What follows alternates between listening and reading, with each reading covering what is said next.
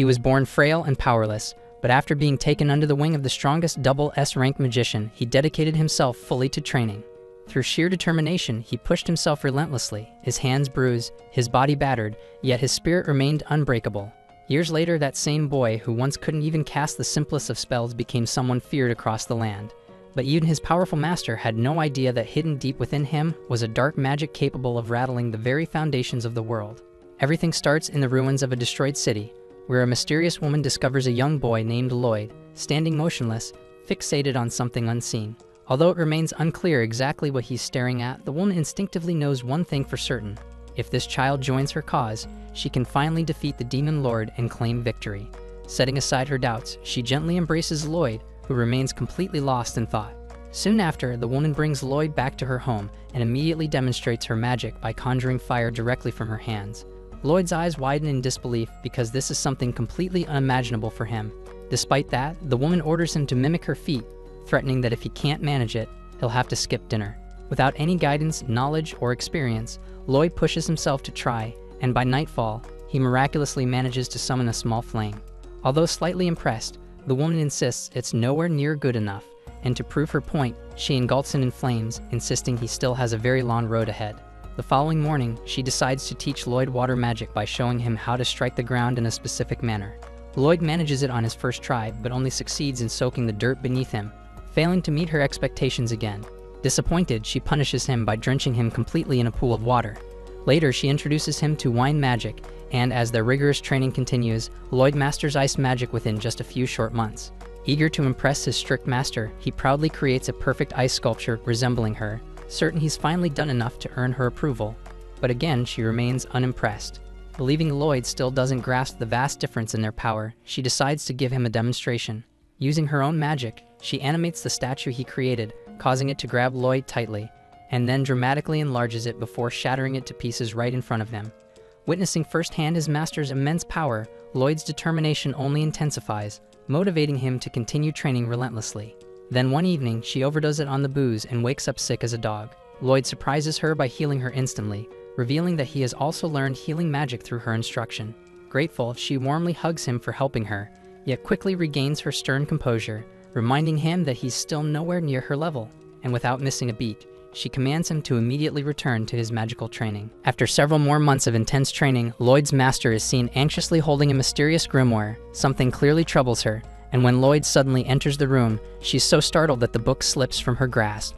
Lloyd quickly picks it up for her, but as soon as he touches the grimoire, something triggers deep inside him, causing him to collapse unconscious. Seeing this, his master immediately realizes Lloyd could actually become a chosen one himself. From the way she talks, it almost sounds as though she might be one too, although I can't be completely sure. Either way, she's deeply concerned that Lloyd might repeat her own mistakes. Wanting to protect him from becoming overly confident and reckless like she did, she gently kisses his forehead while he's asleep, casting a subtle spell, probably one meant to limit his power. The following morning, she introduces Lloyd to a new concept called a white mage. According to his master, Lloyd is naturally suited to becoming a white mage, the kind of magician who typically uses magic to help and benefit others. To put this into practice, she assigns him the simple task of using his healing abilities on an apple tree, making one apple larger. Lloyd succeeds, but his master quickly demonstrates how she can effortlessly cover the entire tree in apples, reminding him how far he still has to go. Later that night, during his regular magic lessons, Lloyd becomes intrigued when he stumbles across a phrase called ancient magic. But his master quickly dismisses his curiosity, insisting he shouldn't concern himself with magic that disappeared centuries ago. Instead, she begins teaching him more advanced spells, including space magic, which allows him to freely summon or unsummon objects whenever he pleases. Eventually, believing Lloyd is ready to face even tougher challenges, his master blindfolds him and takes him into an unfamiliar forest filled with monsters. She hands him nothing more than a tiny kitchen knife, instructs him to survive using only his magic, and gives him a single week to return home. After wishing him luck, she immediately vanishes into thin air, leaving Lloyd utterly terrified and alone. Only moments later, a wolf-like monster emerges from the darkness, chasing Lloyd frantically through the woods. He barely manages to evade it by scrambling up a tall tree, panicking as he tries to figure out what to do next. After calming himself slightly, he uses his space detection skill and pinpoints the location of his master's house far to the north. With no other options, he climbs down and cautiously sets out on foot toward home. When night falls, Lloyd cleverly uses his healing magic to ripen wild fruits for dinner. Finding a small cave to shelter in, he begins carefully drawing out a magic circle that should help increase his physical abilities. Putting his creativity to good use, he adjusts all his known spells to actively boost his physical strength and other base stats whenever he activates them. The following morning, as Lloyd carefully makes his way through the forest, he accidentally stumbles into a queen spider's territory. As soon as the massive spider lunges at him, Lloyd spins around and runs as fast as he can. He quickly activates one of his newly modified spells, increasing his speed tenfold. In one desperate burst, he manages to sprint all the way back to his master's home, collapsing from exhaustion at her doorstep. She casually opens the door, greeting him warmly with a gentle smile and welcoming him back. As more time passes, Lloyd grows taller and more confident, gaining greater freedom around his master's home. One day, while tidying up her study, Lloyd finds a book about cities, instantly capturing his interest since he's never experienced life among other people. Meanwhile, his master begins conducting various experiments, making Lloyd her personal apprentice and barely allowing him a moment of rest for several weeks. On one particular morning, she wakes up and casually heads to the rooftop to start training Lloyd, fully intending to exhaust him until he can barely move. But when she arrives, Lloyd is nowhere to be seen. She notices a book lying open, the very same one Lloyd was last reading, and curiously picks it up. Meanwhile, Lloyd has just arrived in town for the very first time. He walks through the crowded streets, utterly amazed at the sheer number of people and activity around him. Having never experienced anything like this, he's fascinated. After buying a single loaf of bread, Lloyd immediately runs out of money, realizing he'll need a job soon. Just then, an adventurer recruitment poster conveniently blows into his face. Lloyd takes this as a clear sign and decides to apply. But unbeknownst to him, a mysterious figure silently follows Lloyd, quietly intrigued by the young boy's decision. After signing up, Lloyd joins his new adventurer party, and they soon head to the top of a castle to face off against a giant cyclops.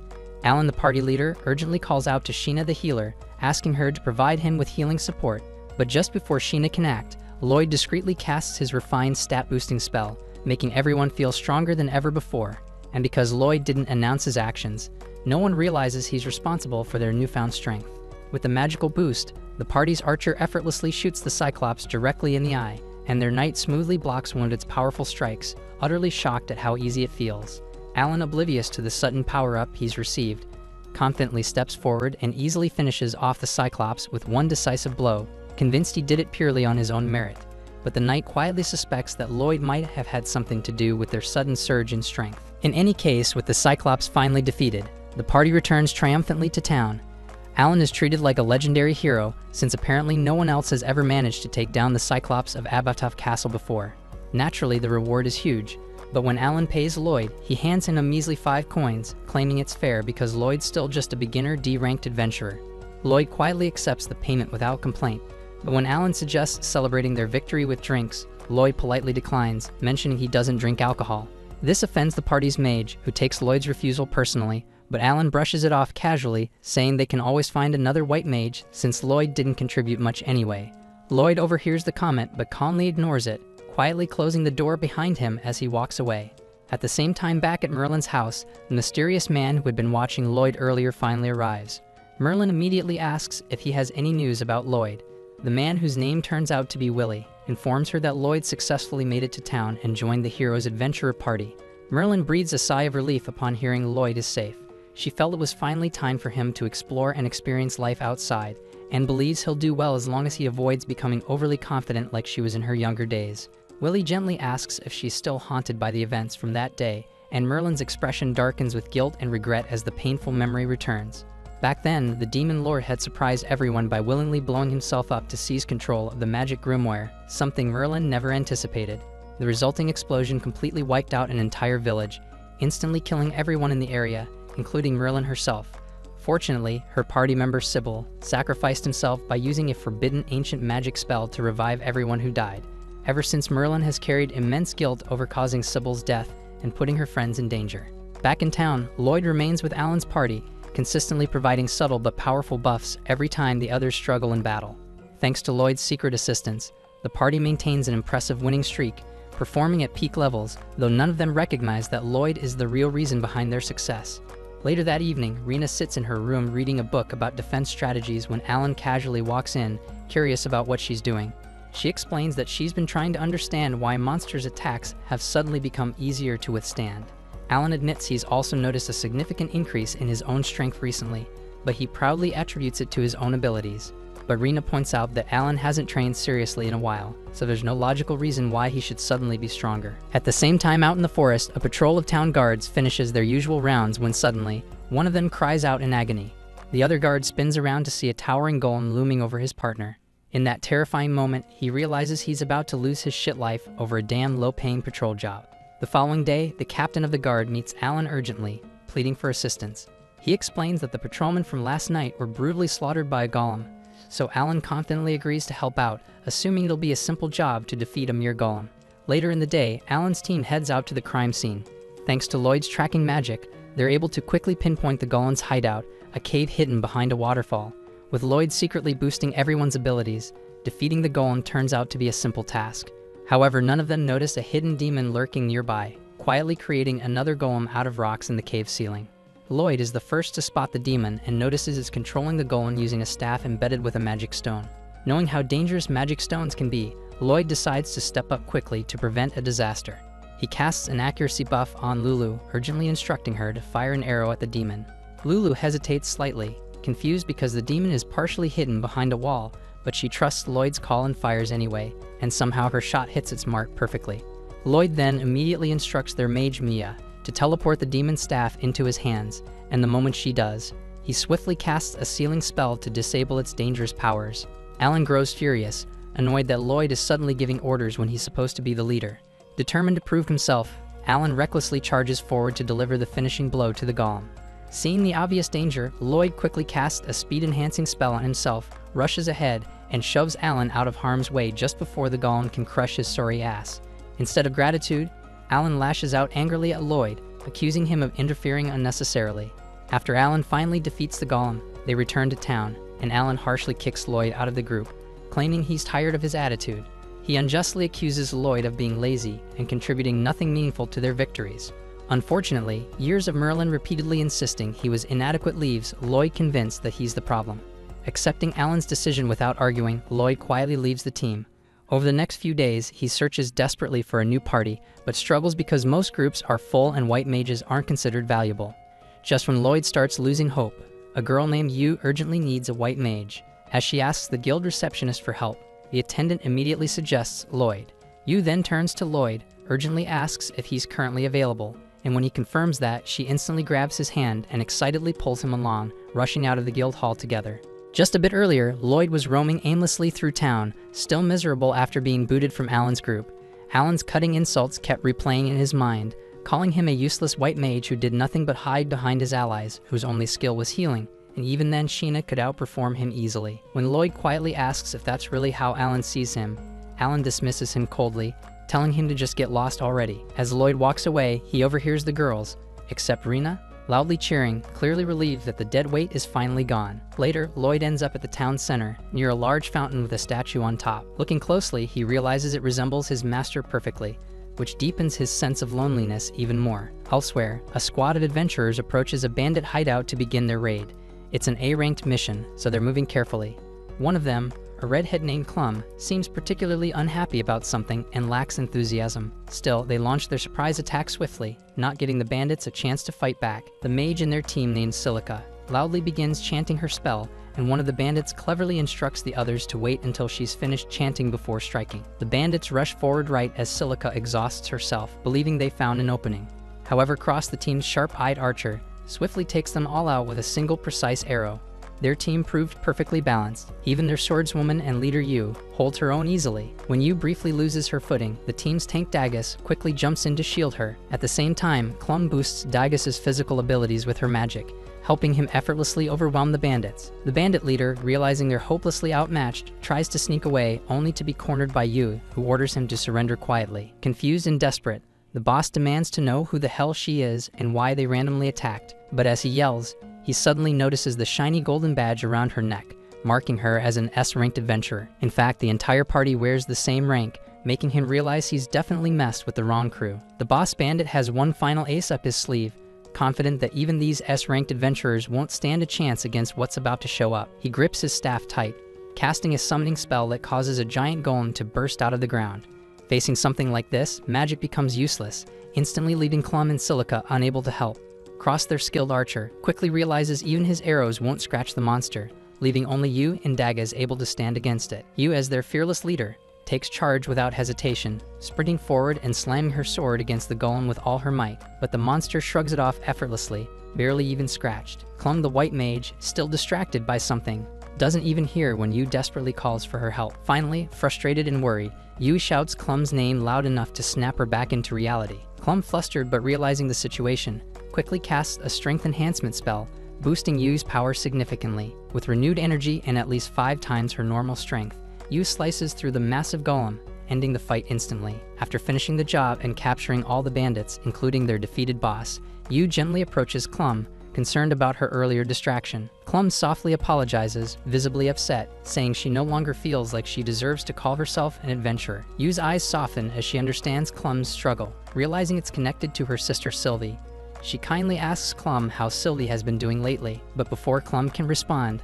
the scene cuts to Lloyd, who's currently still feeling hopeless on his 3rd day without finding a new party. Just then, Lloyd overhears someone yelling loudly at the guild counter, desperately needing a white mage, and to his surprise, it's Yui. Without missing a beat, Lloyd gathers his courage and quickly volunteers.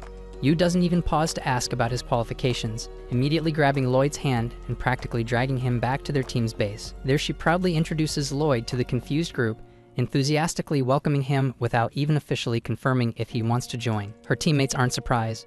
This impulsiveness is typical Yui. Cross sighs apologetically and explains to Lloyd that the reason for their desperate hurry is a critical quest they can't tackle without Clum.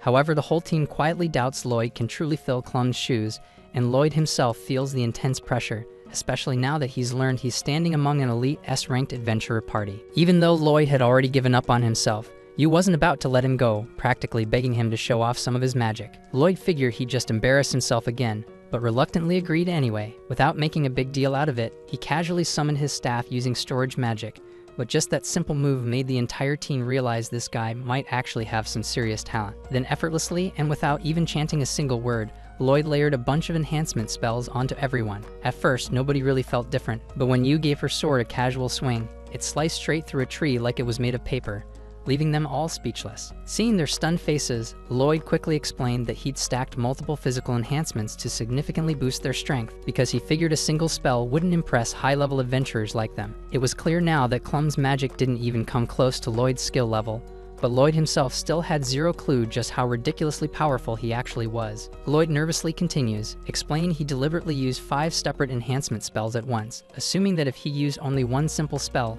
these elite, top-tier adventurers would find it disappointingly mediocre. After all, he knows very well they're the highest-ranked team around, and he desperately wanted to impress them. But looking at their stunned faces now, he immediately misinterprets their shock as disappointment, believing he's failed again. One of the cruelest things about constantly being looked down on is that it utterly destroys your self-esteem, and at this point, Lloyd's confidence is absolutely rock bottom, and after seeing their reactions, he instantly assumed he had disappointed them. Apologizing for wasting their time, he turned around to leave, genuinely believing he wasn't good enough. The team was still too shocked to speak, until Yu snapped out of it and desperately yelled for him to stop walking and come back. Lloyd paused and slowly turned around, surprised they still wanted to talk. Reluctantly, he told them about his past, how he'd been kicked out of the heroes' party for being worthless. Yu was stunned just hearing he'd been part of the heroes' team, but Lloyd downplayed it again, insisting he wasn't that great and recommending they stick with their original mage instead. They tell Lloyd all about Clum's situation, that she's actually a solid mage, and how she's been taking care of her sister Sylvie, who fell terribly sick. Clum used to balance adventuring and caring for Sylvie pretty well, but lately she's been exhausted, and it's seriously affecting her performance. Last time they fought, Clum spaced out and almost got everyone killed. Even though the team assured her everything was cool, Clum still chose to resign to avoid endangering them. Usually, the team handles quests fine without a white mage, but for A-ranked missions, they definitely need one. Yu adds that aside from Clum being valuable on missions, she's also a really close friend, so they're genuinely worried about her, and the whole party agrees, looking visibly concerned. Lloyd notices this and asks if they see Clum as more than just a teammate. When they say yes, Lloyd can't help but think how lucky Clum is for having teammates who truly care about her, unlike the jerks he used to work with. Curious, Lloyd asks about the specifics of Sylvie's illness, and they explain she's gradually turning into a magic stone. Lloyd recalls studying magic stone sickness with his master, who once confirmed that the condition could actually be reversed. Realizing he might genuinely be able to help, Lloyd asks Yu if they could visit Clum right away. Soon, they're at Clum's doorstep. She greets them, surprised by the sudden visit, but invites everyone in. They sit down, and Lloyd immediately asks about Sylvie's condition. Clum explains how she and Sylvie used to go on adventures together, but during one particular mission, Sylvie got hurt. Clum wasn't there at the time, and only found her sister after she had already been injured. Lloyd asks for more details, but Clum decides it's easier to just show them and leads them into Sylvie's room. As soon as the door opens, Lloyd senses overwhelming magical energy. Clum then gently pulls back the covers, revealing Sylvie's limbs already solidified into stone, and she tells them that eventually Sylvie's entire body will become stone. Lloyd quickly speaks up, confidently saying he can cure Sylvie. Clum looks doubtful, reminding him that she already consulted several top-level mages, and none of them could do a damn thing, so she seriously doubts a regular white mage like him can help. Unfazed, Lloyd calmly asks if Sylvie's injury occurred inside a cave, and Clum looks at him in shock, confirming it. Lloyd then inspects the area where the injury began and immediately confirms his suspicion. Sylvie's body is turning into stone because it's being invaded by a powerful magical energy from that cave. Clum is still doubtful, but Lloyd tells her his master assured him the method would work. Yu gently encourages Clum to trust Lloyd, so she finally agrees to let him try.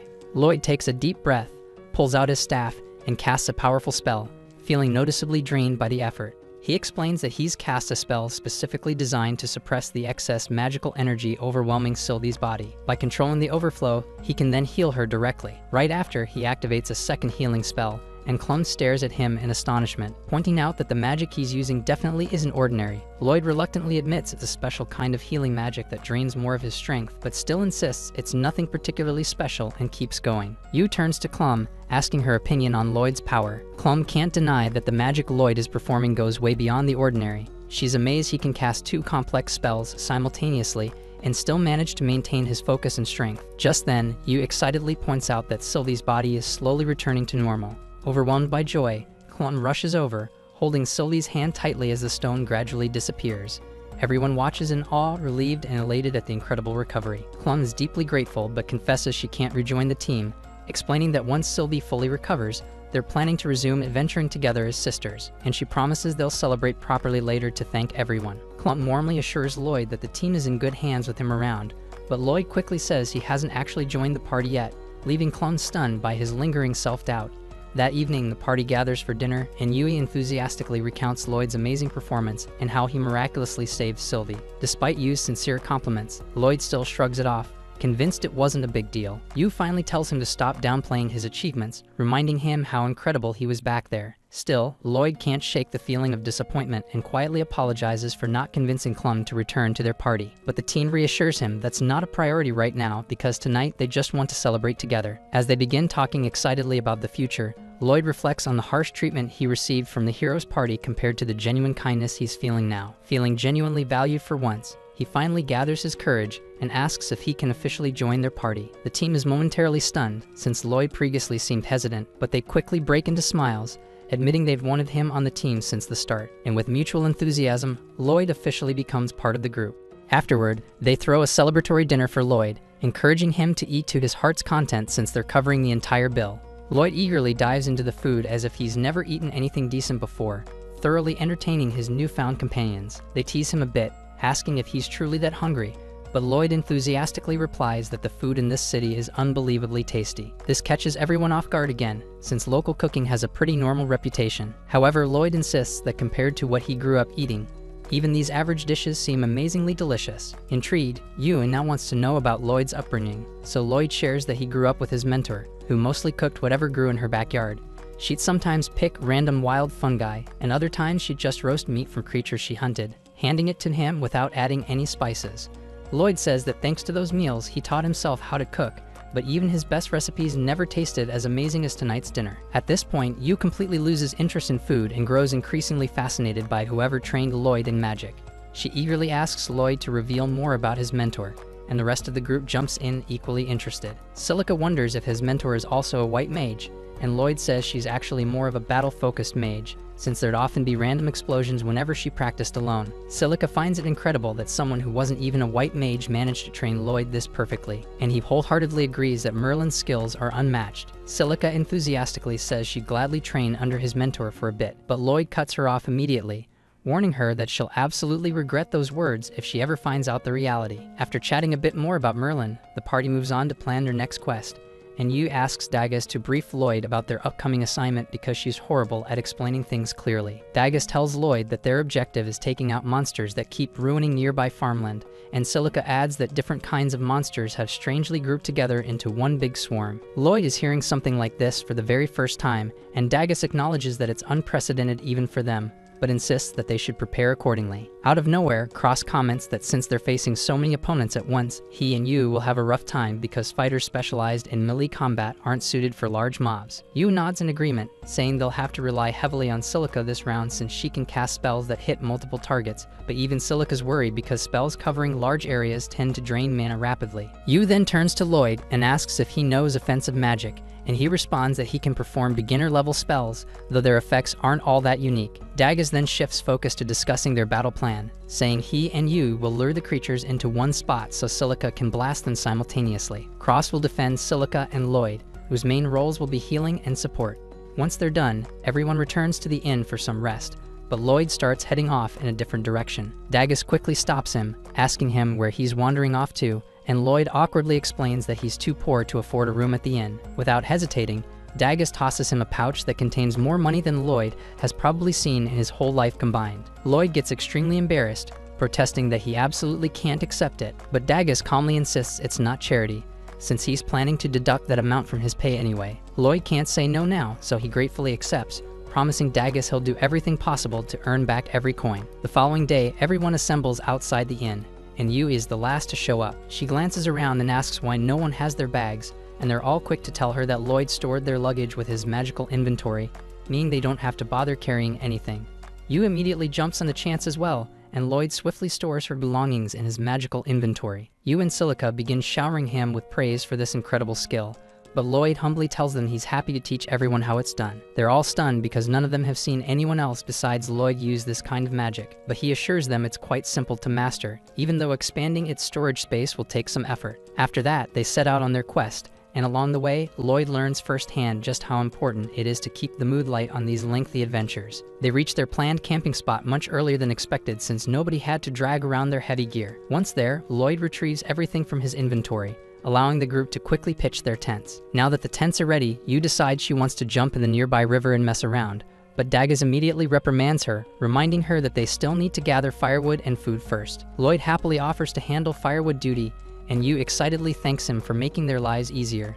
She then pulls Silica along with her toward the river for a quick bath, while Lloyd heads into the nearby woods to find some dry branches. And while collecting the branches, Lloyd notices some berries he loved eating when he was a kid, and decides to gather a few for the others, when suddenly he hears Yu yelling in panic. He immediately rushes toward the source of the screams, discovering a massive snake-like beast ambushing the uncovered Yu and Silica, who are utterly defenseless against it. Without a second thought, Lloyd leaps into action, striking the creature to distract it. Taking advantage of the opening, Yu and Silica dash toward the riverbank, and Lloyd waits just long enough for them to quickly cover up with towels before throwing them their weapons. He swiftly casts 2 enhancement spells on them, and Yui instantly charges forward, slicing the beast cleanly into 2 pieces with a single powerful swing. Surprisingly, the monster's severed head still has some fight left, prompting Silica to warn Yu and Lloyd to step back as she launches a fireball toward it, obliterating it in a single blast. She's startled by her own strength since her magic usually isn't this destructive, completely unaware of Lloyd's buffs. Afterwards, Yu thanks Lloyd sincerely for bailing them out,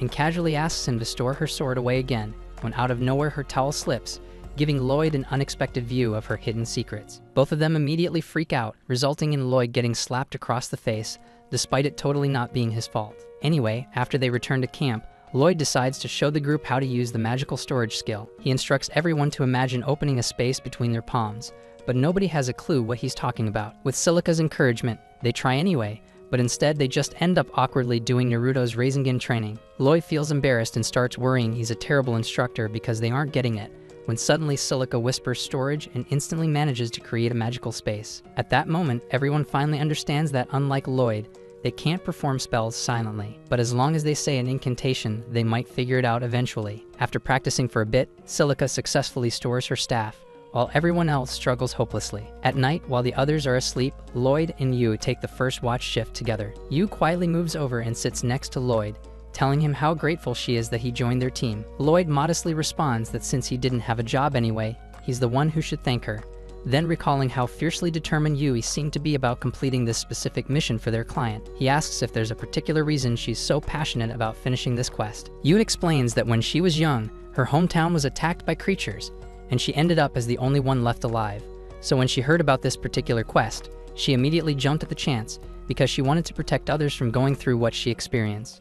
Suddenly, Lloyd interrupts her, quietly telling her to stop talking because he senses monsters nearby. Yui instantly switches to alert mode, grabbing her weapon, while Lloyd urges her to quickly wake the others. The entire group soon prepares to confront the swarm of spider monsters, but seeing how many there are, they realize retreating would be smarter right now. They cautiously start backing away, but unfortunately, Yui accidentally steps on a stick, and the snapping noise alerts the creatures. Everyone immediately sprints away, but the spiders swiftly catch up, cutting off their escape. The spiders begin shooting webs from their butts, and the party manages to block the first wave of attacks, but one of the spiders successfully wraps up Silica's staff and snatches it away from her. And soon the spiders trap the whole team inside a silk cage, causing panic to set in. Lloyd says they need to halt the spiders immediately before they attempt to fight back. He rapidly casts buffs on each teammate, then tells Yu to start the attack.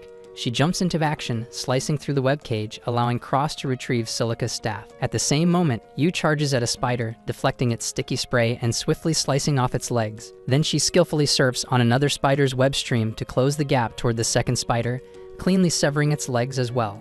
Lloyd then signals Silica and Cross to jump into the battle. Silica creates several flaming orbs, and Cross fires his arrows through them, igniting the spiders with flaming projectiles. With the fight concluded, Lloyd realizes he'd just given out orders despite being the newest person on the team. He quickly apologizes for stepping over the line, but Daggers reassures him that he actually did a great job and shows natural leadership skills. The rest of the team agrees wholeheartedly, encouraging Lloyd to keep taking an active role in guiding them during fights. By the next morning, everyone has gotten pretty good at using the magic storage skill, managing to carry their luggage easily, and as they continue on their quest, Lloyd can't help but wonder about the real reason the spiders showed up here. Several nights later, as Lloyd stands alone keeping lookout, his thoughts repeatedly wander back to those spider monsters. He can't shake the feeling that they should have spent more time investigating them. However, before he can ponder this more, Yu and Silica quietly approach him from behind, softly asking if he intends to handle tonight's watch all by himself again. Lloyd quietly nods, and the girls exchange a concerned glance because he's been pulling these all-nighters for days. They suggest that he rotate shifts with someone else,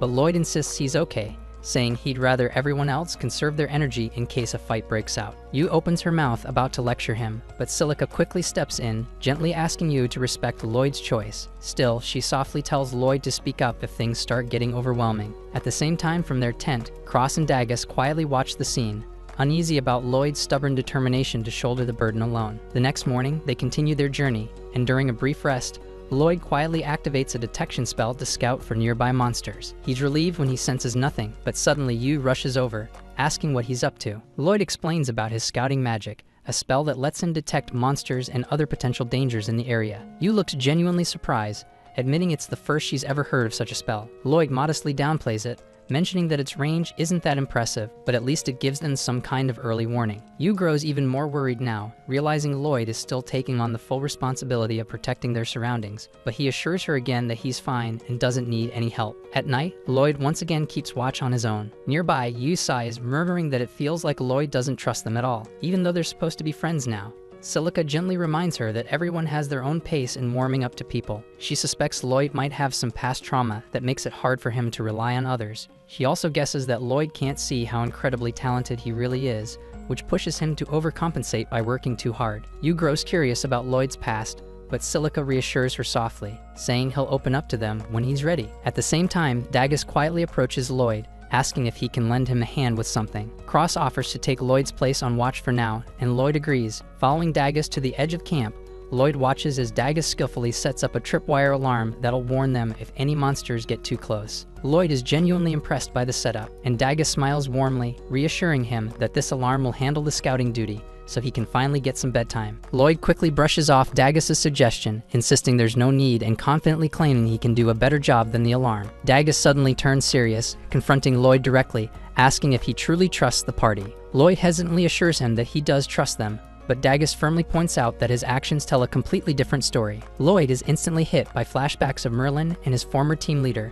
both always calling him inexperienced or useless. He quietly admits to Daggis that if he doesn't push himself hard enough, he might end up causing trouble for everyone else. But Daggis surprises him, confidently replying, "Then go ahead and cause some trouble." Lloyd is caught off guard, completely confused by his words, and Dagus patiently explains that the entire reason they formed a party was to handle challenges together, things that no one person could handle alone. Everyone messes up sometimes, that's why they have teammates. He gently but firmly urges Lloyd to start depending on his companions, and for Lloyd, it's the first time he's ever heard such a comforting idea. Dagus finally persuades Lloyd to get some rest, and later that night in the tent, Lloyd finds himself smiling softly as he realizes he actually has people he can lean on now. The following day, he nervously tries putting this new idea into action, shyly approaching Yu to ask if she'd mind helping him fetch water. Yu eagerly agrees, thrilled that Lloyd finally asked for help. Meanwhile, at a distant mansion, a noble named Michelle is receiving a suspicious report from a shadowy black mage. The mage informs him that he's successfully planted magic stones exactly where Michelle instructed. Michelle smirks in satisfaction, convinced their plan will now unfold smoothly. The mage adds that their previous schemes have conveniently scattered most of the high-ranking adventurer parties, making sure no one can meddle. However, the mage cautiously warns that the hero's party remains active, potentially posing a threat. Michelle dismissively remarks that the hero's party only moves on direct orders from the king anyway, and even if they interfere, he confidently believes that the hero alone won't be enough to stop what's about to unfold. Back in the forest, Lloyd and his group start feeling uneasy because the area seems suspiciously empty of monsters. Lloyd decides to expand the range of his search spell,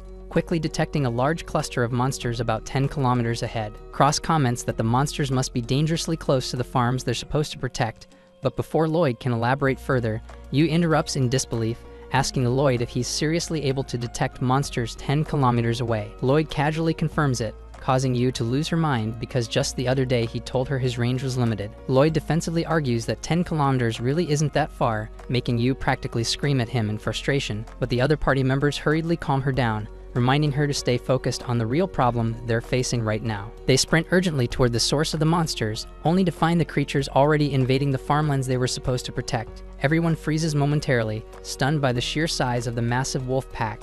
However, Lloyd is even more concerned because this is the sole location where he could detect monsters, and he can't help but wonder anxiously where the rest have vanished to. The others also find it suspicious, knowing that monsters typically never abandon their territory. While they're all baffled by the strange situation, Cross spots something unusual at the very center of the wolf pack. The rest of the party can't see clearly since their eyesight isn't as keen as his, prompting Lloyd to quickly cast a spell that enhances his vision, allowing him to zoom in clearly. With his newfound telescopic sight, he immediately notices an odd black stone amidst the wolves. Lloyd swiftly shares this enhanced vision with the rest of the party, and soon everyone can clearly make out the strange object. Dagus immediately comments that the object resembles a magic stone, while Silica anxiously remarks about the ominous black aura surrounding it. Lloyd thoughtfully suggests the black aura might be mana leaking from the stone, and soon realizes that the mana's presence is remarkably similar to that of the beast folk. He suddenly recalls Merlin once telling him that beast folk have a unique magic capable of controlling monsters, and the stone they're looking at seems to be doing exactly that. Without wasting another second, Lloyd rapidly recasts his search spell,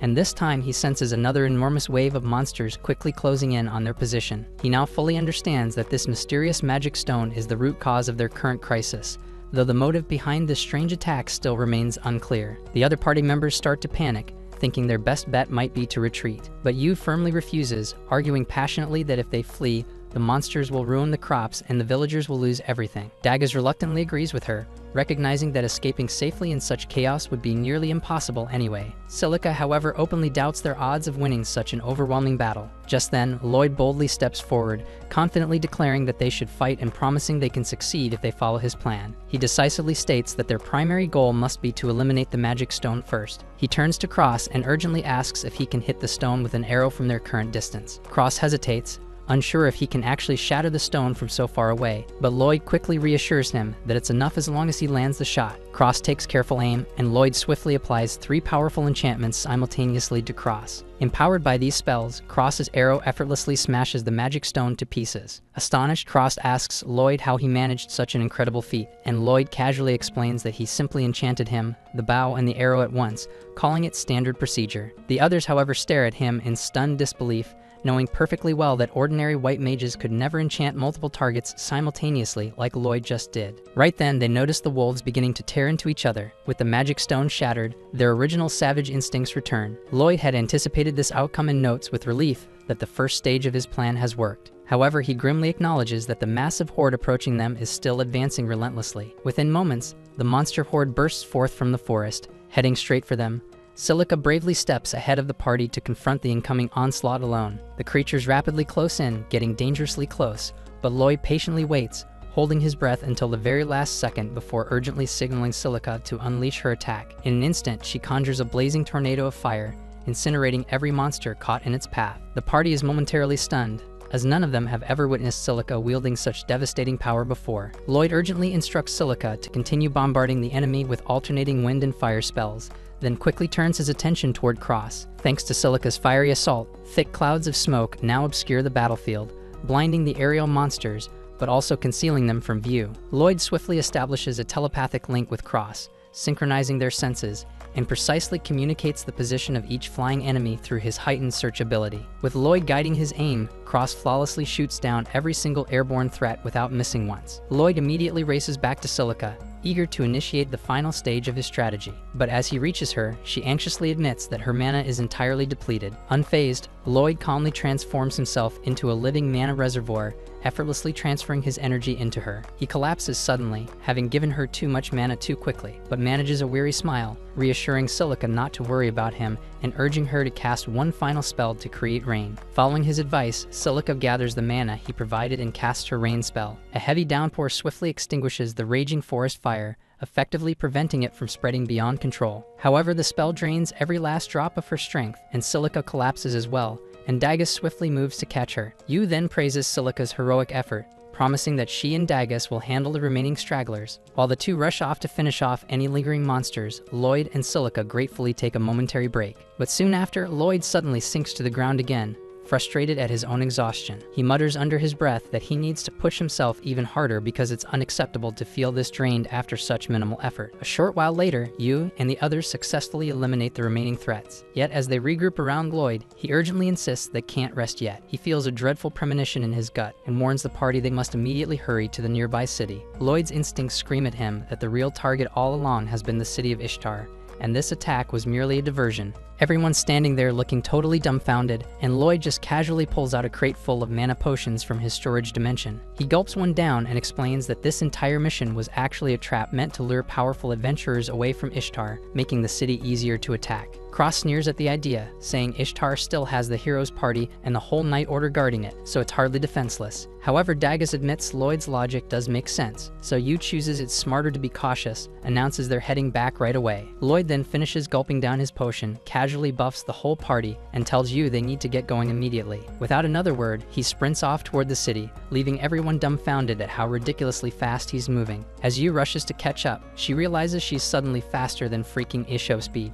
The rest of the group follows quickly behind, hardly surprised when Lloyd calmly mentions he boosted their speed specifically to help them make it back as fast as possible. While Lloyd's squad races back, the Count is sitting comfortably at his desk, casually sipping on what I think is just red wine. General Gulist walks in, asking how the preparations are coming along, and the Count smugly reveals that everything is nearly set for the attack. He credits their success entirely to the girl Gulist kidnapped. Apparently she's proven incredibly useful. The Count chillingly remarks that he still has many twisted experiments planned for her, and he'll have all the time in the world once Ishtar falls. Gulist can't shake the feeling that the Count's plotting something seriously messed up, but decides not to question it too deeply after all. The Count was the Demon Lord's trusted right-hand man, and his skills definitely aren't to be underestimated. At the same time, the girl is trapped in the Count's jail, and every now and then he brings her magic potions to forcibly drain her magic and produce those beast-attracting magic crystals he's been using. It's happened so often that by now she's completely lost the will to resist. Back with Lloyd's crew, they've just crossed a massive grassy field and are on track to reach the city in record time. But Silica grows visibly worried about Lloyd's condition, convinced it must be insanely exhausting to maintain speed enhancement magic for this long. Lloyd just brushes it off, clueless about her concern, explaining that once you master it, you can drastically reduce the mana drain from enhancement spells, meaning it's hardly even affecting him anymore. The others immediately ask Lloyd what he means by getting used to it, so he casually explains that when he was younger, Merlin straight up dumped him in the middle of the freaking forest and abandoned him there until he could find his way home by himself. Of course, being just a white mage, Lloyd couldn't exactly kill any monsters, so all he could do was constantly spam support magic on himself and desperately run away to survive, and over time, He'd experimented with every kind of magic possible, eventually finding his way home alive. The others stare at Lloyd in stunned disbelief, horrified by what he endured, but he innocently shrugs it off, genuinely convinced that such harsh training is pretty standard and nothing special. Yu and Silica glance awkwardly at each other, realizing someone has to break the news to him that responsible adults don't usually abandon their kids in monster-infested forests as a training exercise. But despite their gentle explanation, Lloyd somehow interprets their words to mean normal children actually endure even worse training, which only reinforces his absurd idea that his own skills are embarrassingly inadequate. Once they're all rested up, Lloyd reapplies his speed enhancement magic, and they continue rushing towards the city. Suddenly, Lloyd freezes completely mid-run, causing everyone behind him to crash spectacularly into each other. Irritated, they demand to know why he stopped so abruptly, and Lloyd explains he just sensed something suspicious up ahead with his scan. Though he's not sure exactly what it is, Silica immediately asks if it's another monster, but Lloyd doubts that. It's more like a hunter tracking prey, but he admits he can't be certain without seeing it for himself, so he urges everyone else to continue toward the city while he investigates further. Yu instantly objects, arguing Lloyd has zero clue what he might run into, and if it turns dangerous, there's no way he can handle it alone. Lloyd reluctantly agrees she has a point, and everyone quickly jumps in, reminding him they're teammates and should face danger together. Lloyd is genuinely touched, grateful for their concern about his safety. Lloyd then leads everyone straight to the mysterious presence, and now that they're closer, he can confirm without a doubt there are demons inside the building. Hearing Lloyd casually mention demons, Yu nervously asks if he's absolutely sure, since demons usually stick to the megocracy and aren't supposed to set foot in this continent's 3 major nations. Demons have spent ages trying and failing to invade this place, so their sudden presence here is extremely alarming. Everyone stares at Lloyd like he just said the dumbest thing ever, because everything you mentioned was basic common knowledge, yet here Lloyd was, looking as clueless as a newborn baby. Lloyd awkwardly admits he doesn't actually have memories from his childhood, and in fact, the earliest memory he can recall is the day Merlin took him in, and by then, the war had already ended. In any case, Dagus suggests they hurry back and report the demons to the city knights immediately, and Lloyd agrees, but he still wants to gather more intel first. The others immediately warn him that getting any closer now would be seriously risky, and Lloyd totally gets that. However, the mana he senses from that house is almost identical to the magic crystal that attracted the monster horde earlier, meaning these demons must be directly tied to whoever's plotting against the city. With stakes like that, Lloyd believes gathering more info is worth the risk, and Yu backs him up wholeheartedly. She passionately convinces the others that as adventurers, it's literally their job to protect people, and right now, these demons are definitely a threat. Plus, if they're lucky, stopping these demons here might completely prevent the attack on Ishtar altogether, so it's worth a shot. But when they carefully approach the house and peek inside the window, they're shocked because it's totally empty. Confused, Lloyd quickly performs another scan to pinpoint the exact location and discovers the demons are actually hiding underground, and from the looks of things, they're definitely cooking up some shady ritual down there. Lloyd urgently asks Silica if she can use earth magic, since that's the only way they'll get underground fast enough. Silica confidently says she's got it covered, so Lloyd immediately buffs the entire party again. Silica then swiftly uses her sandpit spell to create a massive hole beneath their feet, and seconds later,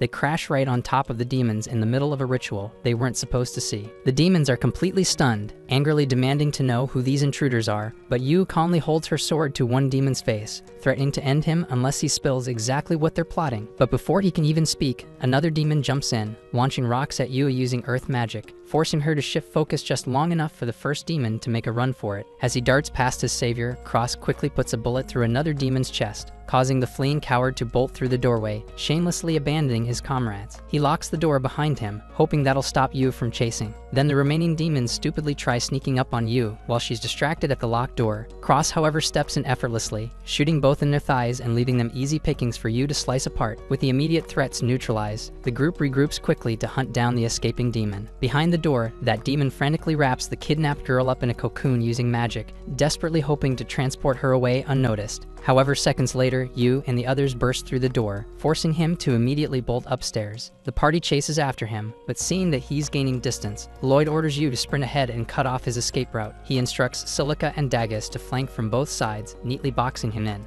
Eventually, the demon has nowhere left to go, and Lloyd bluntly tells him to give up because he's got questions, and he damn sure expects answers. But the demon stubbornly refuses, throwing one last desperate lightning spell in an attempt to wipe them all out. Lloyd anticipates it perfectly, casting magic shields around the group, effortlessly deflecting the attack, and the reflected lightning brutally pierces straight through the demon's own chest, finishing him off instantly. After that, Lloyd quickly grabs the cocoon and carefully unravels it, shocked to discover a beast girl trapped inside. For now, they gently carry her back into the cabin, laying her down in a bed to let her rest. With all the demons dead, they're completely out of suspects to interrogate, leaving this girl as their only hope of answers. But from her current state, she's definitely not waking up anytime soon. Dagas anxiously asks Lloyd if he can heal her, and Lloyd calmly replies he'll give it his best shot, raising his staff gently over her body to begin the healing spell. Silica watches in amazement at Lloyd's ridiculously efficient healing magic, prompting Lloyd to casually admit he made a few improvements during his free time. Yu, trying to be crystal clear, bluntly tells Lloyd that normal adventurers don't go around improving their spells. In fact, tweaking magic is practically unheard of, so what Lloyd's been doing is borderline legendary. Lloyd genuinely had no clue that adjusting spells was so special, considering Merlin used to constantly drag him into refining her own magic. At least this time, Lloyd finally understands Yu's point and doesn't play down his talent like usual. Not long after, the girl begins stirring awake in the bed, and the second her eyes open, Yu eagerly bombards her with questions. There's obviously a lot she needs answered. The poor girl barely manages to respond under this interrogation, but at least gets to share that her name is Claire, so it's at least progress. Lloyd then gently steps in to handle the questioning himself, calmly asking Claire if she knows why the demons imprisoned her. But Claire remains silent, so Lloyd switches tactics, gently explaining they're adventurers who came to protect a nearby farm that had been repeatedly attacked by monsters. And he explains that those monsters were drawn there by a powerful magic crystal he found on the farm, which emitted clear beast magic. Lloyd recalls learning that certain beast folk can control monsters through magic, so he softly asks Claire if the magic responsible for the attacks was hers. Claire hesitates briefly, but finally admits that her magic indeed powers those magic stones, but the demons forced her to do it. Now that everything's out in the open, Lloyd and the others realize the demons definitely plan to use the monsters to invade Ishtar, the continent's gateway city. They agree to hurry back immediately to protect it, deciding to bring Claire with them too. Elsewhere near the city, some guards just discovered another magic stone that the demons planted nearby. Unfortunately, it's far too late because monsters have already started flooding towards Ishtar, and if things keep going this way, the entire city will soon be overrun. Back with Lloyd's group, they pause for a brief rest when Lloyd suddenly senses a huge wave of monsters heading straight for the city, with an even bigger army following close behind. Realizing they can't possibly handle all those enemies alone, Lloyd makes a drastic call. He tells Yu and the others to rush ahead, warn the knights, and protect the city, while he stays back with Claire, planning to use her powers to stop the monsters right here. Elsewhere in the city, Alan's frustration is hitting its limit as he struggles to find anyone capable of replacing Lloyd. Every so-called white mage who applies can barely manage 2 consecutive spells before running dry, whereas Lloyd could rattle off 5 without even getting tired. Rena carefully suggests that maybe Lloyd was simply on a different level, but Alan's pride refuses to entertain the idea. In his mind, the issue isn't his expectations, it's the sorry state of the talent pool. To him, every white mage in town is somehow even more hopeless than Lloyd ever was, so he vows to keep cycling through recruits until someone with real value finally appears. Right then, a member of the Imperial Guard steps in carrying bad news. Scouts have spotted a massive force of monsters outside the walls, more than 10,000 by count, and the king wants the hero party to help defend the city. Alan is still convinced his team is the strongest thing walking, and he accepts the request immediately without thinking it through. The guard exhales in relief, assuming Alan must have a solid plan tucked away if he can answer so casually. Then once the guard leaves, Sheena asks if he is really sure because 10,000 monsters is not a number you shrug off. But Alan waves off their concern because he is more focused on the shine that comes from fulfilling a royal request, already picturing the acclaim and the bragging rights, certain this will cement him as the strongest person in the entire kingdom. Just listening to him chase the glory, the rest of the party trade looks because they can already tell this is not going to end well for them. Out in the forest, Lloyd and Claire have already located a second wave of monsters gathering among the trees. If this group links up with the horde marching toward Ishtar, the city will not survive the collision. Lloyd says they need a way to stop the swarm before it joins the main force, but Claire hesitates. She asks if there is any method to break the advance without slaughtering the creatures. Even though demons were the ones pulling the strings, it was still her power that summoned them here, and she cannot shake the responsibility. Lloyd sees how much she cares and promises to craft a plan that saves the town while keeping monster casualties to a minimum.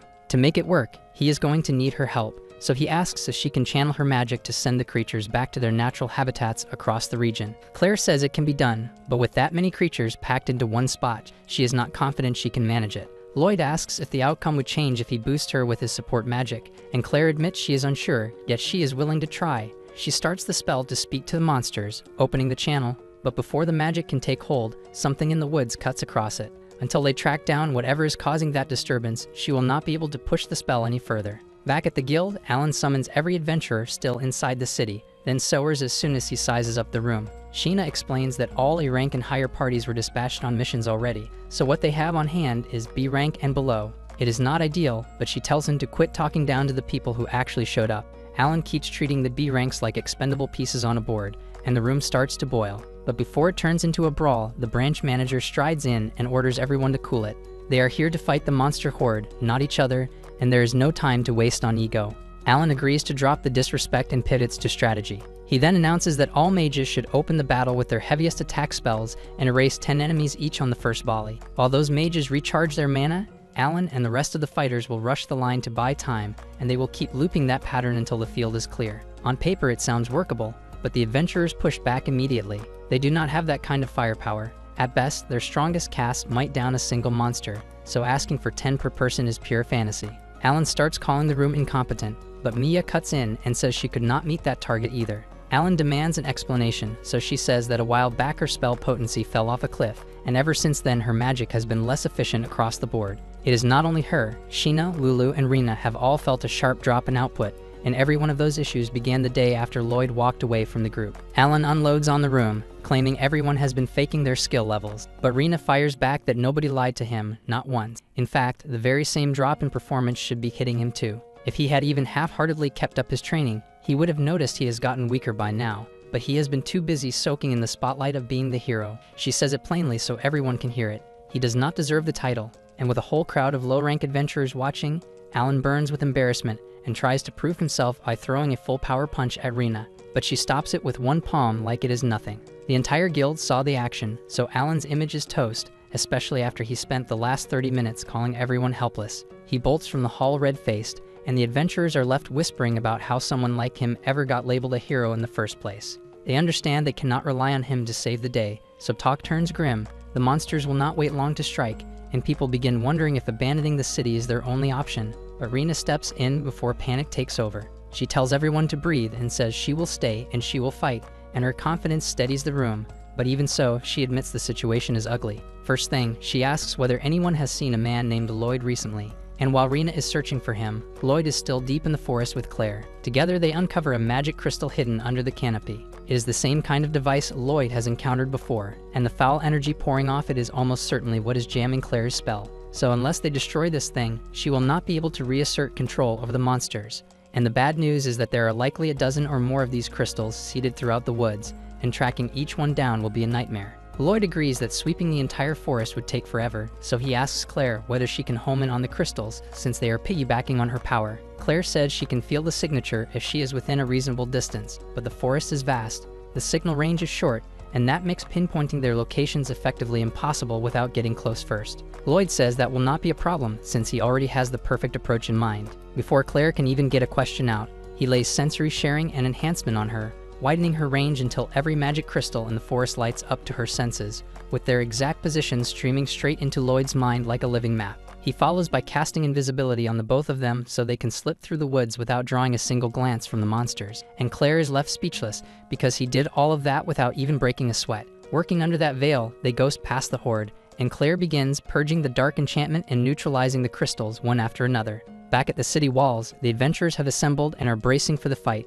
The worry hangs over the crowd. Earlier, Rena explained that the real engine behind the hero party's success was Lloyd, and he is the reason they made it this far at all. If he mattered that much, the others ask why he was thrown out of the hero party, and she admits it came down to their own short-sightedness. The hero title went to their heads, so every win got chalked up to their personal strength while the grind of Lloyd's support work was ignored. She says their only realistic shot is to ask Lloyd for help, but the guild manager informs her that Lloyd is not inside the city at the moment. Soon after being expelled, he linked up with an S-rank team and left on a monster subjugation run. For an ordinary traveler, that trip would take several days, but Rena reasons that with his support magic, he can compress the travel time significantly, so if fortune tilts their way, he might already be on his route back. With no better options on the table, Rena tells the gathered adventurers they are betting everything on Lloyd, making it back in time to save them. The adventurers trust her judgment and steady themselves to hold the line, yet they cannot shake that cold knot in their stomach that comes from staring at what they are up against outside the walls. Rena's battle plan is simple. The archers will open by loosing a storm of arrows to shave down the swarm,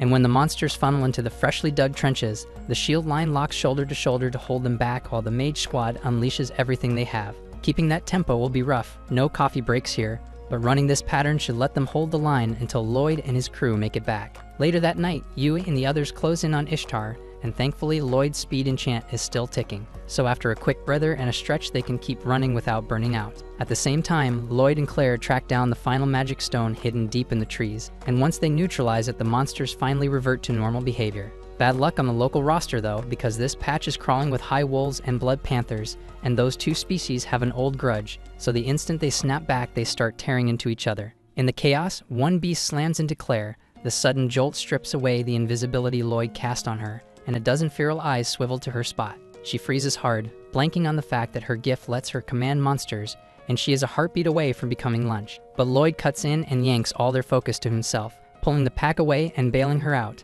Back at the city walls, things are not pretty. Even though the defenders have held the horde off for hours, fatigue is chewing through the ranks and gaps are opening in the formation. It will not last at this rate, but right as hope starts to slide, a colossal fireball screams across the field. You and the rest finally hit the battlefield, and the night lights up like a festival, minus the fun. At the same time, on Lloyd's side, he keeps weaving through claw swipes and fangs, staying just out of reach, because under these conditions that is about all he can safely do. Claire is stunned by how fast he moves, but she cannot figure out why he is not swinging back, since someone at his level should be able to flatten monsters like these without breaking a sweat. Claire then remembers that Lloyd promised to keep monster casualties low for her sake, which explains why he refuses to strike back. She will not let him take the hits because of her, so she gathers herself, calls up her powers, and begins to sing. One by one, the beasts ease down, their fury cooling, and they drift back into the forest like the fight never started. Lloyd mutters that he would have loved that about 5 minutes earlier, but he is impressed all the same, so he asks what she just did. Claire says she simply used her power to politely ask the monsters to return to the woods, and they listened. With the nearby horde freed from the mind control and the path briefly clear, Lloyd tells her they need to move, and they push hard to get back to Ishtar before the next wave hits. Inside Ishtar, the battle is still brutal. Even with Yu's party on the field, they have barely made a dent in the swarm. Weapons are running out, mana is scraping bottom, and it feels like this really is the end. Rena keeps calling for grit, telling everyone not to fold because there has to be a way to claw out a win, but the front line is already breached, and people are being wounded across the field. They hang on until morning, and by then every layer of defense has been smashed. The guild manager whispers that this might be the city's last stand. Then before the monsters can flood the streets, a clear voice rises from the cliff by the forest. It is Claire, her song boosted and carried far by Lloyd's magic. Soon, the combined effect halts the monsters in their tracks, and instead of pressing the attack, they begin calmly retreating back into the forest, lifting the immediate threat and saving the city from collapse. When the last creature is gone, Claire lets the song fall away, and her knees nearly give out, but Lloyd catches her and holds her steady. They are both relieved that the city was spared, if only for now, because the disaster is not finished as they see a group of golems walking toward the walls of Ishtar. Elsewhere, Count Michel lounges in his fortress, fully convinced that Ishtar has already been crushed under the monster horde. But his confidence shatters when a courier bursts into the office, delivering an urgent message. Michel expected confirmation of the city's fall, but to his shock, he heard that the monsters suddenly pulled back into the forest. All except the golems, because those remained unaffected by Claire's song. Lloyd immediately suspects demonic interference, and with the golems now closing in to cause destruction, he casts a speed buff on Claire and urges her to hurry with him back to the city immediately. As they weave past the lumbering golems, the pair are spotted, so Lloyd orders Claire to pull back to slip the incoming stone fist. One glance tells him these brutes are enhanced, which means putting them down will not be simple. With the city's trench looming, he slips an arm around Claire's waist and vaults clean over in a single breath. The soldiers on the ramparts gape, since a leap that far while carrying someone is not remotely normal. Then again, they have heard the stories about Lloyd's ridiculous enhancement magic. Once across, Lloyd and Claire regroup with Yu and the others, and they all thank him for keeping Ishtar standing. He says the credit belongs to Claire, since her magic drove most of the creatures off, but the golems are still marching this way, so everyone needs to prepare. Right then, his knees buckle, and he collapses from sheer exhaustion, because he's been using enhancement magic almost non-stop for days, and even for him, it's too much. The others urge him to rest because he is overdoing it, but he says he cannot stop until the city is secure. Moments later, the guildmaster arrives, and since he is here, Lloyd asks him to look after Claire for now because her safety matters to him. The guildmaster nods, assigns a squad of knights to guard her, and swears to Lloyd she will be secure. With that settled, he is overjoyed that Lloyd returned in time because right now Lloyd is the city's only hope. Lloyd freezes at the news for a moment, since he had been certain the hero party was still in town. Rena arrives in a hurry and informs him that Alan flat out refused to take part in the battle. Lloyd is incredulous, asking what sort of hero abandons his duty when lives hang in the balance, and Rena answers that someone like Alan never deserved the title in the first place. Right then he spots a nasty gash along Rena's arm, and without a second thought, channels healing magic to seal it shut. The guildmaster marvels at how quickly Rena mends under Lloyd's spell, though Lloyd sways on his feet afterward, utterly drained because his mana is already running low. Rena says he did not need to strain himself just to patch her up, and he replies he could not leave her with a wound like that. She has also been wanting to apologize for failing to value everything he did for her, since he is the reason the hero party became strong in the first place. Lloyd tries to wave it off, saying he is not that strong, but Rena insists his support was indispensable. No one ever gave him credit, and she was complicit for not stopping Alan from tossing him out, so she offers a formal apology. At that moment, the alarm bells clang as the golems reach the walls. A few tumble into the trench, but many remain upright, and the guards surge forward to cut them down at once. Lloyd shouts for them to hold back because these golems are not ordinary, but the warning comes too late. A guard's blade explodes on contact with stone, and while he stares in shock, the golem hammers him to the ground with a heavy punch. The situation turns ugly, so Rena raises her shield and orders a full assault. Yet every spell and every arrow glances off the golem's rugged shell, forcing them to fall back as nerves begin to fray across the line. If they do not act fast, the city will fall regardless, so Lloyd tells Yu he will cast enhancement magic on everyone present. Yu asks if he can really manage that, because empowering more than 100 fighters sounds absurd, and he answers that he can handle it. Even so, in his current condition, he can only apply the buffs one squad at a time, rather than all at the same time. Lloyd then starts launching the spells, and the instant he finishes, the strength drains from his legs because his mana is perilously low. He reports to the others that he has placed a strength buff on every fighter at the front and a mana buff on each of the mages. He also layered enhancements on the 4 of them as well, but they need to move now, right this second, because he cannot promise the effects will hold long with him in this state. Yu nods, and as the golems grind closer, she climbs a tower and calls across the field that Lloyd has reinforced everyone, so they should be able to engage the enemy now. The soldiers struggle to believe he buffed the whole force that fast, so they hesitate. But then when one of them is about to be crushed, Rena charges in and absorbs the hit with her shield, and Yu drops from the tower and cleaves the golem clean in half. With that first one down, Rena lifts her shield and declares this proves Lloyd's enhancement magic works. Now that they have seen it, the troops recognize the surge in strength compared to a moment ago, and with Lloyd's support they might actually pull this off. Right then, Lloyd issues orders, sending Cross to assist the magic unit at the rear, while Daggers and Silica rush to the front lines. He himself is swaying on his feet, so a guard runs up, helps him stand, and guides him back to the fort to rest. Powered by his buffs, the adventurers tear through the golems one after another, and Lloyd cheers them on from a tower. Just as they are about to finish the final construct, the enhancements wink out, and the fighters are once again unable to harm it. It may be only one golem, but if nothing stops it and it reaches the city, the havoc will be enormous. Yu then sprints into its path to block it, and just as the strike comes down, Rena shoves her aside so Daggers can take the punch. They cannot hold it like this for long, so Lloyd knows he has to act. His reserve is almost empty, yet he scrapes together enough power to enhance Yu's blade. Yu catches on to what Lloyd just pulled off, so she asks Daggers and Rena to cover her for a heartbeat. So the pair raise their shields while Yu readies her sword, and as they absorb the golem's punch, she sprints up its arm and shears its head clean off. With that decisive cut, the city of Ishtar is safe, and Lloyd finally exhales in relief because he can rest at last. Back at Michelle's castle, the general storms in after learning the beast girl they had seized for their scheme has escaped, and he demands answers. But Michelle had already realized the assault failed, knew the general would blow his top, and quietly packed up and fled. The general rages, trashes the office, and then decides he will kill the one who meddled with his plans. Back in town, Lloyd wakes in an inn, and a moment later, Yu arrives to check on him. She is relieved to see him awake since he was so drained that he slept for a full day. His first act is to apologize because he blames himself for not being strong enough, but Yui is tired of how little he values himself, so she tells him to come along because there is something he needs to see. She then leads him to the front entrance, and when she opens it, Lloyd finds a massive group waiting for him outside.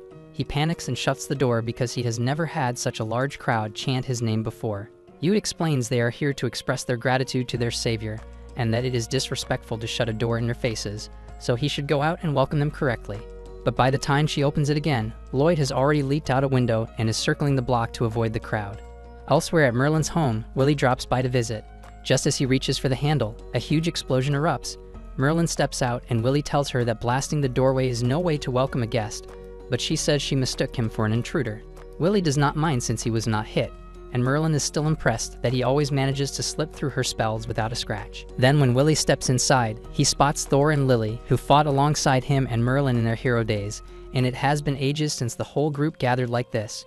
Merlin then asks if he has any updates on Lloyd, so he explains that Lloyd was actually dropped from the hero party some time ago. Merlin reels at the news and cannot grasp why the party would cast Lloyd out, but Willie tells her not to worry, since Lloyd is now with an S-Rank team and doing fine.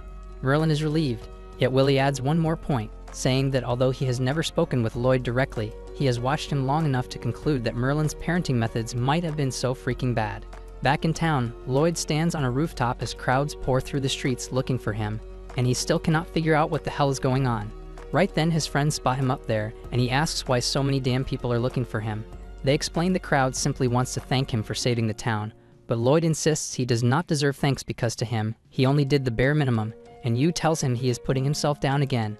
He keeps setting impossible standards and beating himself up for no reason, so they all say he should have a bit more confidence. And for the first time, Lloyd actually seems to get their point. Back at Merlin's place, Willie says Lloyd is humble to a fault and has no real sense of his own strength, so it is a minor miracle that he found a team that would not exploit him. Merlin admits to herself she may have mishandled his training, though she only wanted to keep him from repeating her own damn mistakes. Back in the city, Lloyd finally decides to face the crowd, and people immediately start pouring out thanks for the boost he gave them during the fight. To them, that makes Lloyd the new hero of Ishtar, while Alan and his crew are in serious trouble now. Whatever was on his mind, refusing to help without any reason in the middle of a crisis automatically revokes his hero title, so his lofty status is gone. And of course his pride will not let him stay where Lloyd is hailed as the hero, so he tells everyone to pack up and leave at once, and the girls all trail after him with clear reluctance. The next day, Lloyd and the rest receive a summons to the Lord's castle, and when they arrive, they are all surprised to see Claire already waiting there. Yu asks if she was summoned too, but a few moments later the Lord appears and explains that Claire is actually an honored guest here. They take their seats, and Lord Abel informs them that Claire is the third princess of the Four's empire, which means she is rather important. Lloyd and the others had no damn clue that Claire was royal, so the revelation hits hard. Setting that aside, Abel asks what they think of Claire's power now that they have seen it in action. Lloyd says it is incredible but also frightening, since in wrong hands it could unleash chaos, which is exactly why Abel says they cannot allow the demons to seize her again. The Empire will want to reclaim its princess soon, so Abel gives Yu's party a special assignment. He wants them to escort Claire to the royal capital Silphus, and while that would normally fall to the royal knights, doing so would draw too much attention, and Abel does not want to risk alerting the demons to her presence.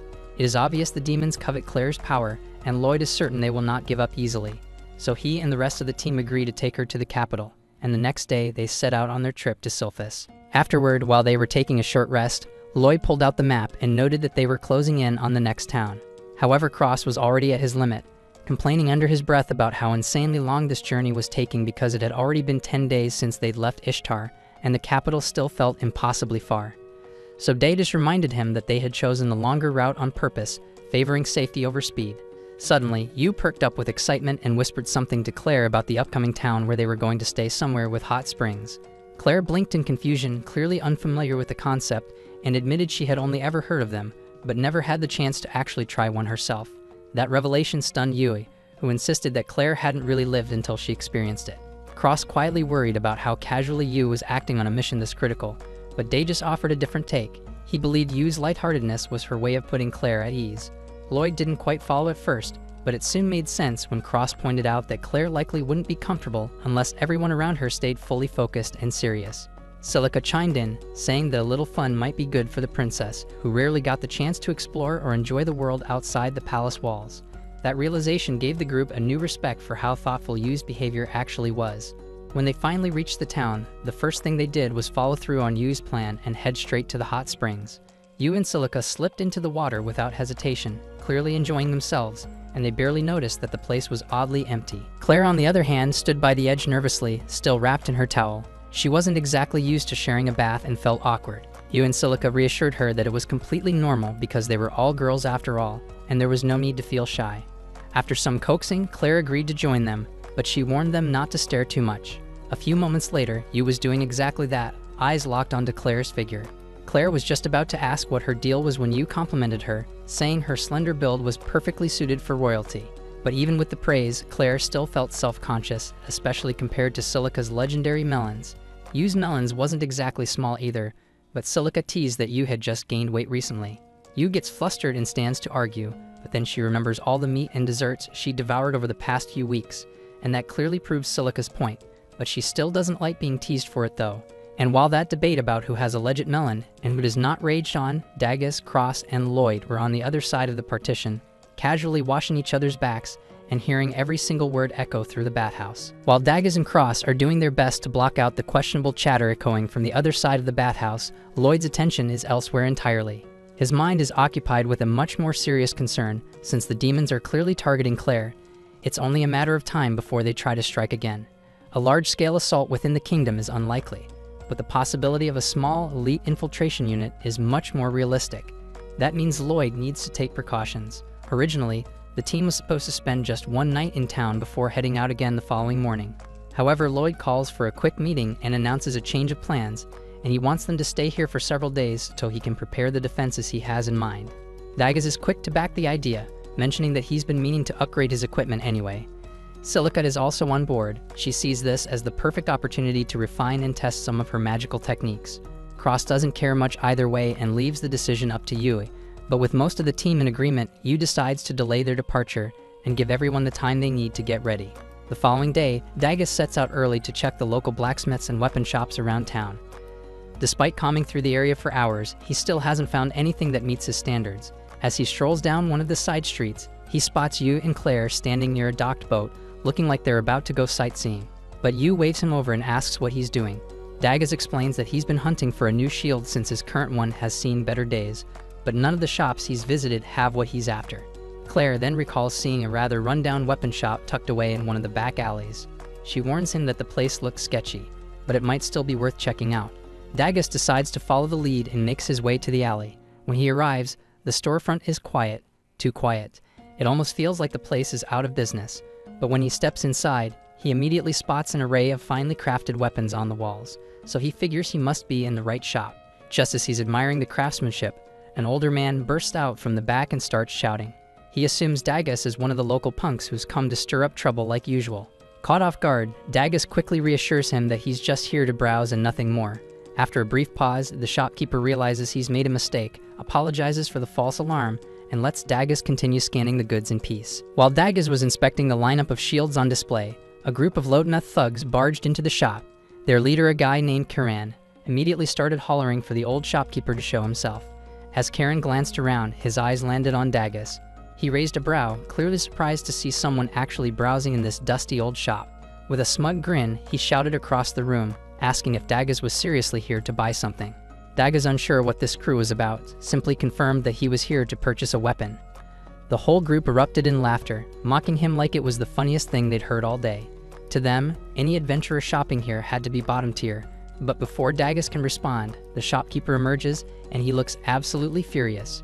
Karen threw on a smug grin and greeted the old man with a sarcastic question about how business was going, already knowing full well that he'd been sabotaging it for a while now. From the tone of their exchange, Dagus quickly realized that this wasn't just some random visit. These guys were deliberately harassing the shopkeeper. Not one to stand by silently, Dagus stepped forward. One of Karen's goons immediately warns him to back off, bragging that Karen's an A-rank adventurer and nobody in this town is strong enough to take him. That might have been true if there hadn't been an S-rank shield bearer standing right in front of them. But Karen clearly had no clue who he was dealing with, and kept on boasting about his rank like it meant he owned the place. Dagus looked him dead in the eye and asked why someone with that kind of title was bullying an old man. Karen casually explained that he wanted to buy a certain artifact from the shop, but the owner kept refusing to sell it, claiming Karan wasn't worthy of it. The artifact apparently could only be wielded by someone capable of unlocking its true power, and in the owner's eyes, Karen didn't make the cut. But Karen wasn't taking rejection well. With a cocky grin, he said if persuasion wouldn't work, he'd just beat the old man until he gave in. That was the last straw. Dagus stepped forward, calling Karan a disgrace to every adventurer out there. So one of the thugs snapped and swung a fist at him, but the punch was so damn weak that Dagus caught his arm mid-swing and twisted it behind his back with ease. And without wasting another second, he summoned his shield from storage and charged forward, slamming the entire crew right out through the front door. Karen is left stunned, completely blindsided because he thought Dagus was just some nobody. But Dagus calmly pulled out his S-Rank Adventurer ID and flashed it toward the group. Then he explained that he didn't bring it up earlier because flaunting your rank was pathetic, and he had no interest in stooping to that level. That shit makes them dumbfounded, and as Dagus shuts the door, they leave mumbling that he'll pay for this later.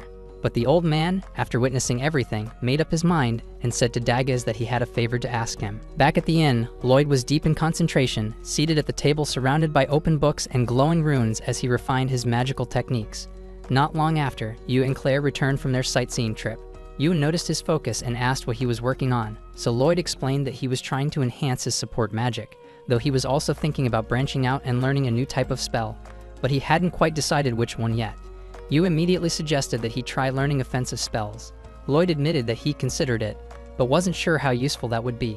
In his opinion, Silica's attack spells were so refined that anything he could do would pale in comparison.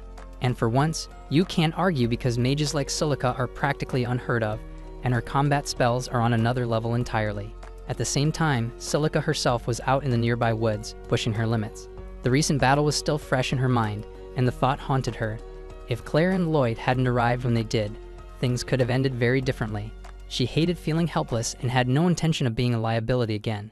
Determined to grow stronger, she had been training relentlessly, working on mastering an advanced fire spell. The problem was, each time she attempted it, the spell collapsed mid-cast and exploded in her face. Still, she pressed on because failing was just part of the process, and she wasn't the type to quit when things got hard. Back at the inn, the group gathered for tea, enjoying a brief moment of peace. As they talked, Yu remarked that Silica might be one of the most gifted magic users she ever met. But what made her truly exceptional wasn't just her natural talent, it was her grit. Because no matter how complex or dangerous a spell was, Silica wouldn't stop until she had it completely under control. That same drive was on full display at that very moment as Silica continued refining the fire spell in the forest. And this time, her efforts paid off, and she managed to maintain the spell's form without it detonating. Elated by the breakthrough, she allowed herself a moment of celebration, but she got a little too caught up in it. As she stepped back triumphantly, she lost her footing on the slick rock beneath her. That one slip shattered her focus, and with it, the spell unraveled violently, and a massive burst of fire erupted through the trees. Thankfully, Silica escapes mostly unharmed, though her outfit's pretty much wrecked. She exhaled in relief that the surrounding forest hadn't caught fire, but she was frustrated with herself for letting her guard down like that. She usually paid close attention to her surroundings, at least in public, but when she was alone, she had a tendency to relax too much. She figured it was time to call it a day and start heading back, but just as she's about to leave, she hears rustling in the bushes, so her first thought is that it might be a monster, which would be bad news considering her mana reserves are nearly drained. But thankfully, it turns out to be just Dagus. Both Dagus and Silica were caught off guard seeing each other in the woods, so Silica questioned why he was out here, and he explained that the shopkeeper had asked him for a favor, which led to something unexpected. The old man revealed a legendary shield crafted by the famed artisan Raimons. The item called Aegis had a reputation for being nearly impossible to destroy, and could withstand any strike, so Karen had been pestering the old man endlessly to get his hands on it. Dagus immediately sensed how special the shield was just by looking at it, so the shopkeeper added that it was extremely heavy, making it unusable for most adventurers. That's the main reason he rejected Karen's offers. He couldn't allow such a masterpiece to be mistreated by someone unfit to wield it. Not to mention, he found Karen insufferable and wouldn't have handed it over to him even if he could lift it.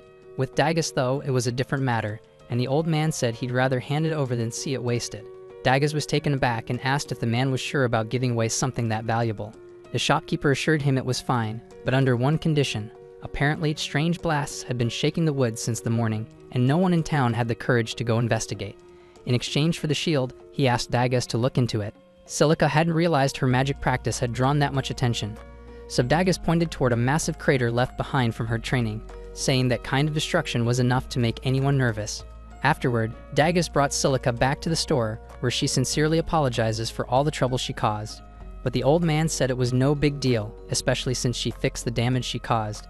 He then tells Dagus the shield is his to take, but Dagus wasn't sure he deserved it, since it was his friend who caused the disturbance, but the shopkeeper insisted. He said Dagus had earned his respect through how he handled everything. Later, when they got back, Dagus and Silica shared the day's events with the rest of the group. Dagus showed off the shield, and everyone was impressed that he managed to obtain such a rare item. And they were just as surprised that Silica had already mastered a powerful new spell, so Yu asked if she'd show them later. Seeing how far both of them had come in just a single day pushed Lloyd to want to improve himself even more, and Cross felt a little left behind since he hadn't done anything noteworthy. Yu told them there was no reason to rush because everyone would grow at their own pace, but for now she announced it was time to eat, so she started pulling Claire and the rest of the group along to hurry up and go to the amazing restaurant she had found. The following morning, Cross strolls through the quiet town, deep in his own thoughts. Lately, he's been seriously thinking about what he can do to push himself further. He knows falling behind in strength isn't an option, but just picking up a different weapon or doing more soul leveling in the woods doesn't feel like it would make much of a difference, so he's left feeling uncertain about how to move forward.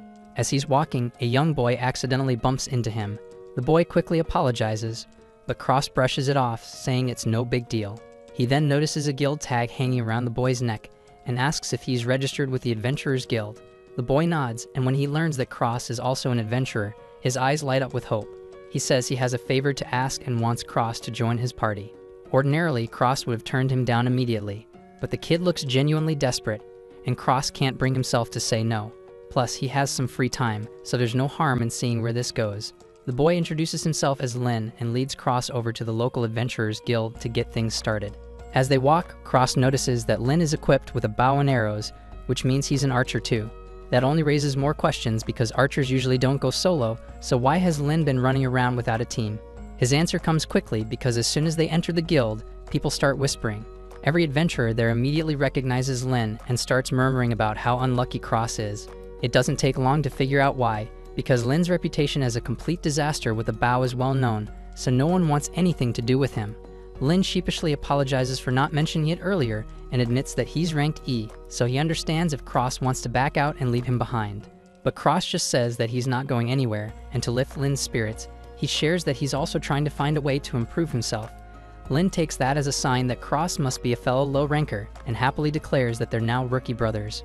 Cross doesn't bother correcting him because it's easier this way, and he simply suggests they check the quest board and pick something out.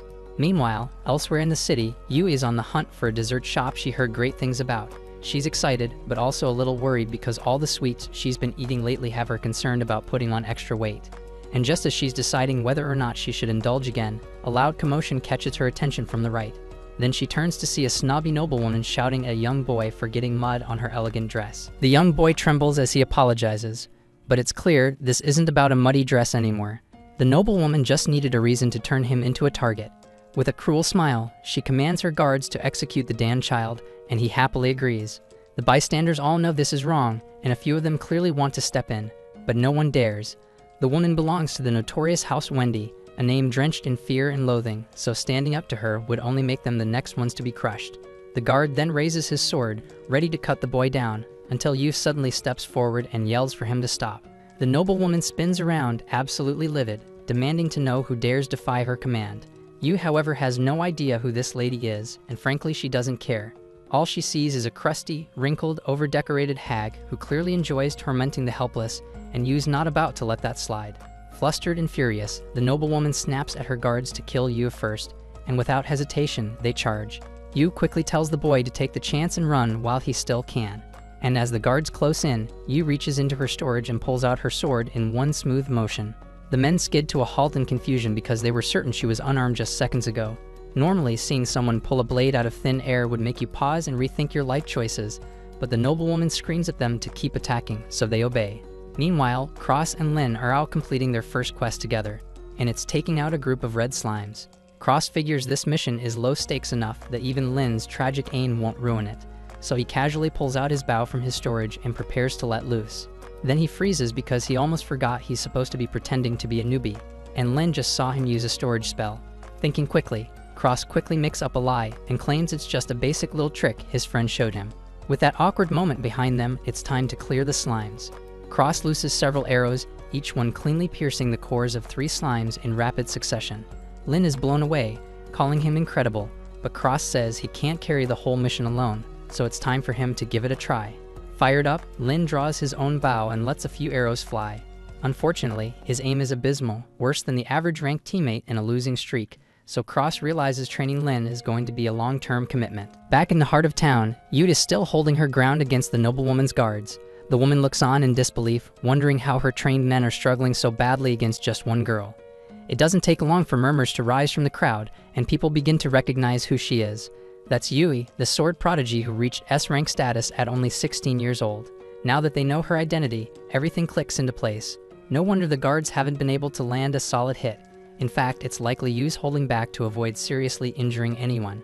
Yu then turns to the noblewoman and calmly asks if she's ready to surrender. But the woman smirks because she still has one last move to play. She subtly signals someone in the crowd, and in response, a magic circle lights up beneath Yu's feet. In the blink of an eye, glowing chains erupt and wrap tightly around her, locking her in place. It's a binding spell designed to slowly sap her mana until she's completely immobilized, so with her movement restricted, fighting back is off the table. The noblewoman wastes no time ordering her men to finish Yu off for good. But before they can move, the loud chaos draws the attention of a woman passing nearby. Curious, she steps forward to see what's happening. She's not usually one to meddle, but seeing 4 soldiers ganging up on one restrained girl rubs her the wrong way, so she decides to balance the odds just a bit. She makes what looks like a single lazy step forward, and in the next moment, all 4 guards collapse where they stand. Yu is the only one whose eyes are fast enough to track what happened. In a flash, the woman had zipped behind all the guards, knocked them out, and returned to her starting spot like she'd never moved. She moved so fast it wouldn't be surprising if she'd stopped for T-mid-dash and no one noticed. Yu might hold back when it comes to killing, but this woman has no issue collecting heads if it comes to that, so when she shoots a chilling glare at the noblewoman, she immediately faints on the spot. With the scene calm once more, Yu thanks the stranger for stepping in. But there's something else she wants, and she asks if the woman would be willing to train her. Yu had seen how impossibly fast she moved, and she wants to learn how to reach that level. The woman seems surprised by the request and tells Yu that she's already extremely capable for her age, so there's no rush. But Yu insists because she has a reason, and she mentions a white mage in her party named Aloy, someone she deeply admires for his strength, so she wants to grow stronger so she can support him and never be a burden. At the mention of Lloyd's name, the woman's eyes widen. She realizes that Yu must be the leader of the group Merlin spoke about. As it turns out, the woman used to be a member of Merlin's old party. Her interest in Yu is piqued, so with a faint smile, she agrees to train her, at least for a little while. Back at the inn, Lloyd has been working himself to the bone, endlessly analyzing his spell formulas and trying to squeeze out every ounce of efficiency. His constant overthinking has the rest of the group growing concerned. They suggest he take a breather, reminding him that locking himself up like this isn't healthy. So Claire gently offers to join him for a walk through town, hoping some fresh air might help clear his mind. Meanwhile, Yu is off deep in the forest with the mysterious woman. The woman can't help but find it a little alarming that Yu so willingly followed a total stranger into the woods without a second thought. Yu, however, assures her it's not a problem because she's confident the woman means no harm. Still, she does admit she'd like to know her name. The woman hesitates, clearly reluctant to reveal her true identity, and after a brief pause, she settles on a fake name, Lilith. That long hesitation only makes her seem even more suspicious, but Yui is still convinced that Lilith is someone she can trust, and she's determined to learn everything she can from her. Elsewhere, Cross is currently giving Lin a crash course on how to properly handle a bow. After getting some feedback, Lin finally manages to land a hit just to graze, but it's progress, so Cross encourages him to aim for the core next time. Lin draws back again, and this time he actually pierces the core and destroys the slime. Cross is genuinely impressed because he had fully expected Lin to be a total lost cause, but the kid's picking things up way faster than he thought. Back to Yu's training, Lilith says the first task is simple: cut down a tree over there. Seems straightforward enough, until Lilith adds that Yu has to do it without moving her feet from where she's standing.